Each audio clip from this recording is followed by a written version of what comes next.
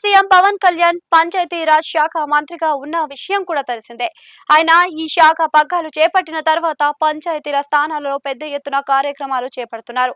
పంచాయతీల మెరుగుదలకు ఎంతో కృషి చేస్తున్నారు.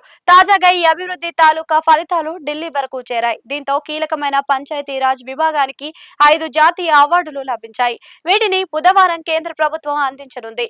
ఈ కార్యక్రమానికి పంచాయతీరాజ్ శాఖ ఉన్నత అధికారులు హాజరు కానున్నారు. జాతీయ పంచాయతీ అవార్డులు 2025 ప్రధానోత్సవం బుధవారం ఢిల్లీలో స్కోప్ కన్వెన్షన్ సెంటర్ లో జరగనుంది. దేశవ్యాప్తంగా వివిధ రాష్ట్రాల నుంచి ఎంపిక చేసిన 42 అత్యుత్తమ పంచాయతీలకు జాతీయ పంచాయతీ అవార్డులను ప్రదానం చేయనున్నారు. ఈ వేడుకలో దీన్ దయాళ్ ఉపాధ్యాయ పంచాయతీ సతత్ వికాస్ పురస్కార్ విభాగం కింద 34 గ్రామ పంచాయతీలకు, నానాజీ దేశ్ముఖ్ సర్వోత్తమ్ పంచాయతీ సతత్ వికాస్ పురస్కార్ విభాగం కింద 8 పంచాయతీలకు అవార్డులను అందిస్తున్నారు. వీటిలో 5 పంచాయతీలు ఏపీ నుంచి ఎంపికయ్యాయి. అవి కూడా 2025 సంవత్సరానికి కావడం గమనార్హం.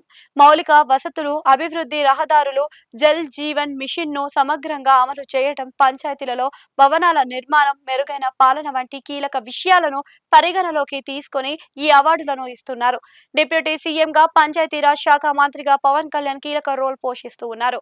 పంచాయతీలకు కేంద్రం ఇస్తున్న నిధులను నేరుగా వాటి ఖాతాలలోనే జమ చేస్తూ ఉన్నారు. గతంలో ఈ నిధులను రాష్ట్ర ప్రభుత్వం వినియోగించుకున్న విషయం తెలిసిందే. అదే విధంగా పంచాయతీ రాజ్ కార్యకలాపాలను పర్యవేక్షించేందుకు ప్రత్యేకంగా కేరళ నుంచి కృష్ణ చైతన్య అనే ఐఏఎస్ అధికారిని అయితే తీసుకొచ్చారు.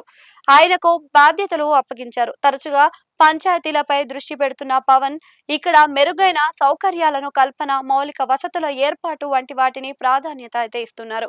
ముఖ్యంగా పంచాయతీలలో పాలనను మెరుగుపరుస్తూ ఉన్నారు. ఇలా పవన్ వచ్చిన తర్వాత రాకముందు అన్నట్టుగా పంచాయతీలలో ప్రత్యేక సౌకర్యాలు ఏర్పడ్డాయి. మౌలిక వసతులు కూడా వచ్చాయి.